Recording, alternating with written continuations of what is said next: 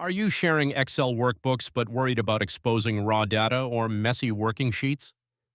In the next 60 seconds, I will show you exactly how to hide and unhide. Most Excel users either delete data they need later or leave a cluttered mess of tabs and rows visible to everyone.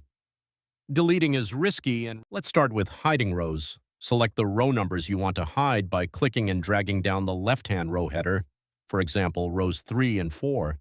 Then right-click on the selected row headers and choose Hide. Now, let's hide an entire sheet. Right-click on any sheet tab at the bottom of your workbook. You will see a menu appear. Click Hide, and that entire worksheet vanishes from the tab bar instantly. Look at how clean this workbook looks now. The sensitive salary rows are hidden, and the raw data sheet is completely out of sight. Your colleagues only see exactly. You just learned how to hide and unhide both rows and entire sheets in Excel in just seconds. If this tip made your spreadsheets clean,